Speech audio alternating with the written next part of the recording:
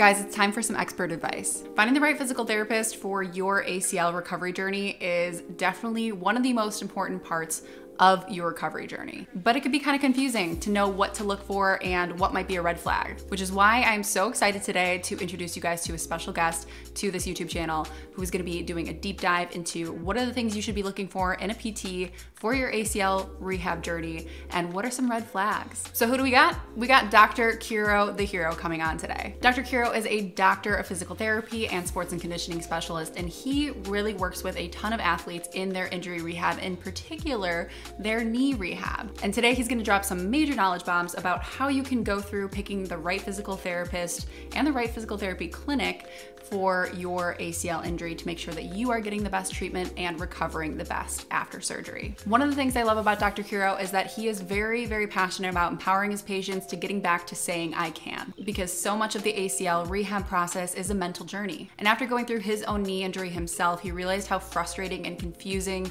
and demotivating this whole process can be when you're going through an ACL injury in rehab, especially when you don't have the right support. So he decided to become a PT because he wanted to make sure that nobody else had to go through what he went through. So guys, get ready to take some notes on this video because this is gonna be super practical information and really, really handy for if you are in that stage of trying to choose the right PT for your ACL injury, or if you are trying to choose a physical therapist for any injury. I think a lot of the points that he makes are important and different things can be extrapolated and used across the board when you are looking for the right specialist to help you out. All right, so let's hear it, Dr. Kiro.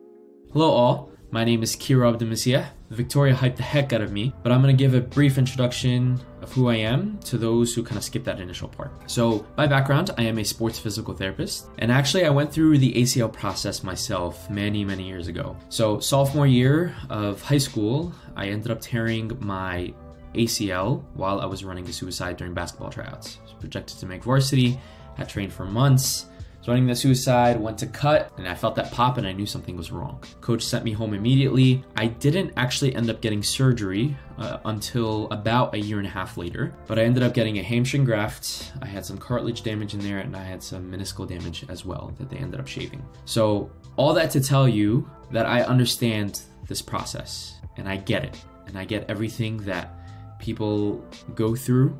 And I'm not just a physical therapist that has never been through this process. So I wanted to say first and foremost that I do empathize with people out there going through this process. It's not easy, and I wouldn't wish this injury on my worst enemy. The topic for today is how to choose a physical therapist during this ACL process. And that is not an easy thing to do at all. You're gonna be with a physical therapist for 3 to 6 months beforehand if you're doing any sort of prehab.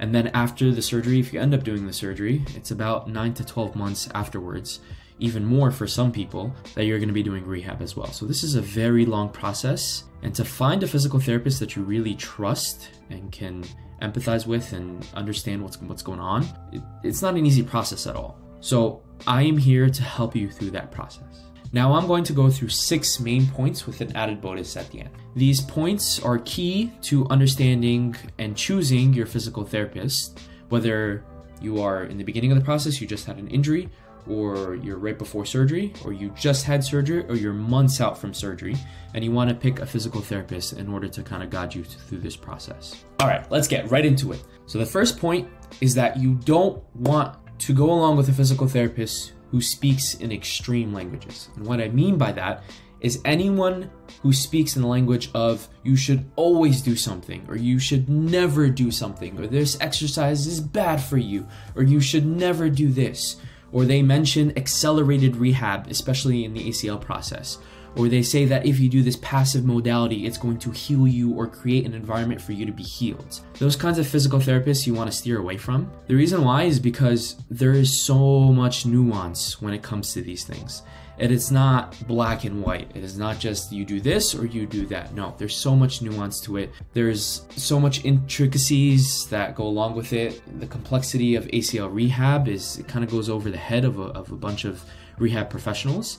And it's a very specialized domain. So I would say if you find someone who in the initial evaluation or afterwards is kind of speaking in that language of always or never, or you should always do this or never do that, I would steer away from those people. Second key point you want to consider is the clinic itself. So does the clinic, does it have the proper facility and the equipment in order for you to be rehabbed properly. So if you walk into a facility and you're a basketball player, a volleyball player, a soccer player, or an athlete in general, and you walk in and you see all of these older patients surrounding you, you see these brown carpets and the heaviest weight that they have is 10 pounds, maybe that's not the greatest place for you, especially during the mid to later stages of ACL rehab. As an athlete, you need the proper room, you need the proper equipment, heavy weights, squat racks, leg extension machines, leg presses, things like that, in order for you to be rehabbed properly. And if you don't have those things, then it's going to be a lot harder for you to get on that load to make your quad stronger and to develop the strength in the muscles surrounding the knee joint. So when you walk into a facility, your first impression of, do I have space to run? Is there a treadmill? Are there machines? Do they have certain testing equipment? Do they have turf? Do they have heavy weights?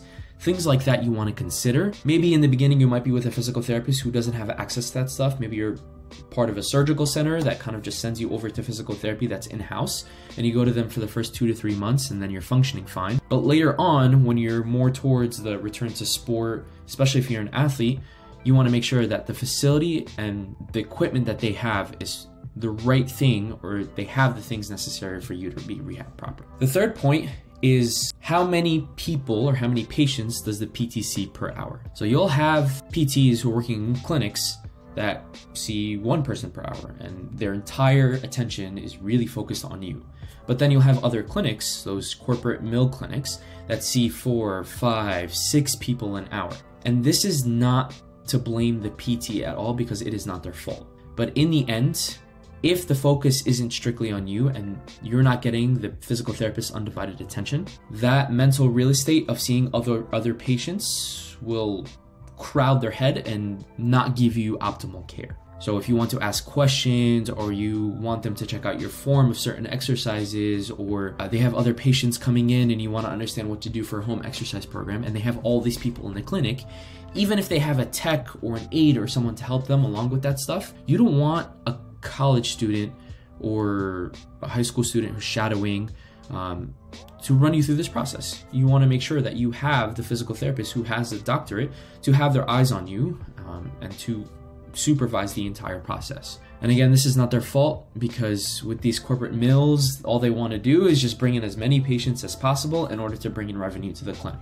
So be aware of clinics that see multiple patients an hour, because then you won't be able to get their undivided attention, and that leads to suboptimal care. The fourth point, as I mentioned before, ACL rehab is very complex. People want to simplify it as much as possible, but there's so many nuances with it. People respond differently. There are many different grafts, genetics, inflammatory cascades, surgical technique. There's so many different things that surrounds the rehab of a person going through the ACL process, that every single person is different, and you need to have a person who has experience with ACL injuries. If you kind of go to a new grad or someone who doesn't have any experience with ACL injuries, they will follow the protocol. So they will take the sheet of paper that the surgeon gives them and they will follow things to the T, which may not necessarily be a bad thing, but you need to understand the rules pretty well in order to break them and understand when you can break them. And I always tell people that the methods are many. I could do something different than another physical therapist who's experienced with ACL injuries, than another physical therapist who's experienced with ACL injuries, and so on and so forth. But the whole thing is that we have solid principles that we're basing all of our dosages and our exercise prescription and everything on. So I have a certain principle in my head. I know that I need to get the quad stronger. And I know that certain exercises, like just a body weight squat or a barbell squat or things like that, won't get quads stronger, because you are not isolating the quads, and there are also other muscle groups that are at work. So doing things like the leg extension machine, or heel elevated squats, or the leg press with your feet lower on the platform, or hack squats, or things like that, will help more of the quads and will emphasize the quads more than other muscle groups. And I know that I need to be doing this amount in terms of the exercise dosage, and that's what I give you. So I have that principle in my head, and I'm giving you the exercise or the method that allows me to follow the principle that I need to get you to your goals. The fifth point is you want to have a PT who validates your concerns. Have you ever had a physical therapist or even a person when you're speaking to them about a certain pain that you're having in your life, and they're just like, yeah, it's gonna go away with time? Even though there are some things that can go away with time, they still need to be able to validate your concerns and understand or sympathize with your pain. even though I went through ACL surgery and I went through the whole shebang and all that, I may not understand exactly what the person in front of me is going through because they have a different graft or they have different circumstances or they have different stressors in their life or things like that. But what I want to do is I want to make sure that the patient is heard. So when they speak to me, I sympathize with them and I sit down with them and try to understand what's going on and what can we do to fix it. You need to be able to differentiate. Like, does this person need a shoulder to lean on or to cry on? Or does this person need solutions? And I think that's just a life lesson for people, that in order for you to be a good provider, you need to be a good human as well. And that includes validating the person in front of you. That is super important because every human in the world wants to be understood, heard, validated. And last but not least, the sixth point is, do you vibe with the physical therapist? And yes, I'm using the millennial Gen Z slang terminology, whatever it is. Do you vibe with the person? Are you on the same wavelength with the person? If you go to them and they smell or they talk about their political views all the time, you're going to be with them for months. And do you really want to be surrounded by a person or by a clinic with staff that kind of forces that stuff on you all the time? Or do you want to be with a person who focuses on your ACL rehab and you're able to kind of vibe with and give back and forth?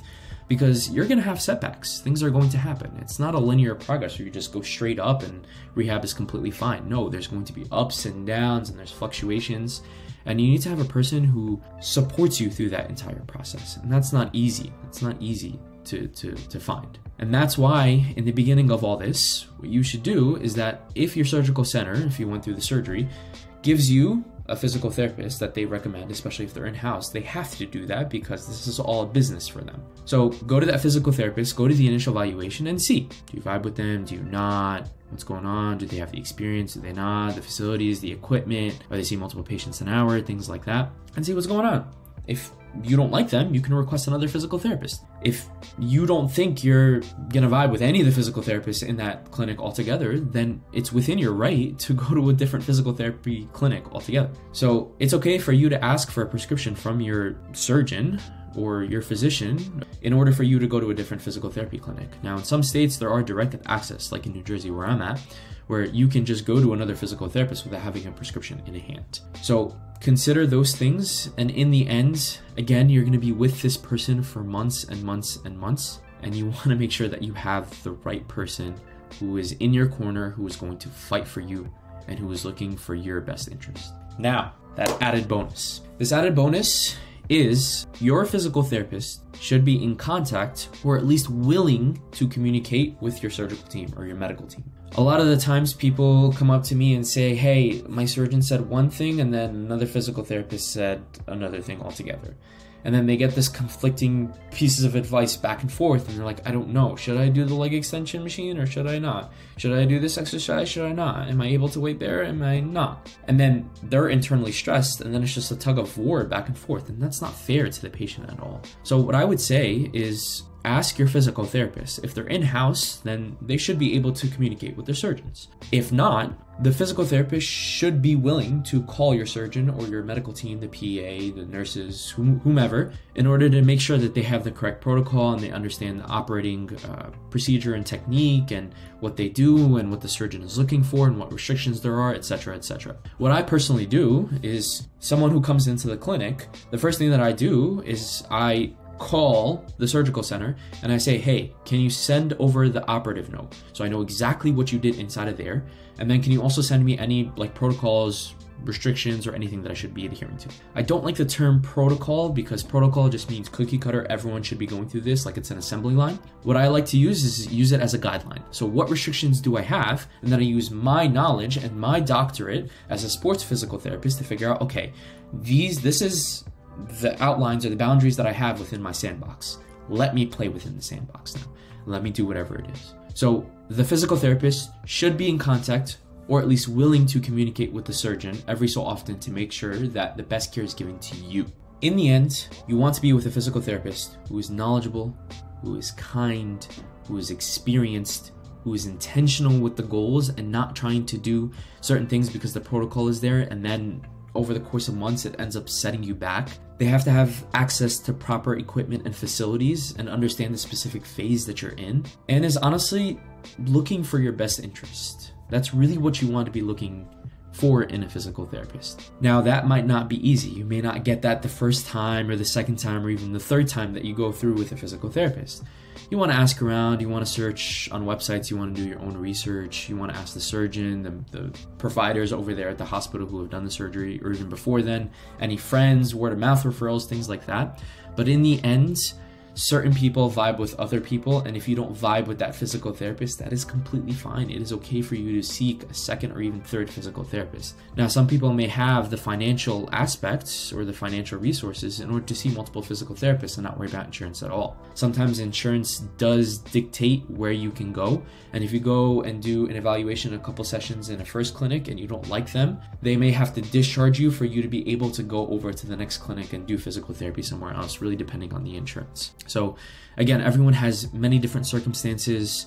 There's so many different things that to consider here. And I encourage you to do the best that you can in order to advocate for yourself, because in the end, this is your body and this is one of the hardest injuries and recoveries to go through. And you want to make sure that you have people who are willing to be on your team and to fight for you. All right, guys, thank you so much for watching, and thank you so much to Dr. Kiro for coming on the channel and offering his expert advice and sharing all about how to pick the best PT for your ACL rehab journey. As he mentioned, it is so important to have the right professional on your side. And speaking of finding the right professional, if you want to connect with Dr. Kiro directly, you can find him on Instagram at kiro.dpt. He shares some great information on his page, and I'm sure you guys will benefit from it. And he's just a cool human to connect with. So go ahead and give him a follow. And if you like this video, give it a thumbs up and subscribe to the channel. As always, guys, I greatly appreciate all your support, and I will see you guys next time. Bye.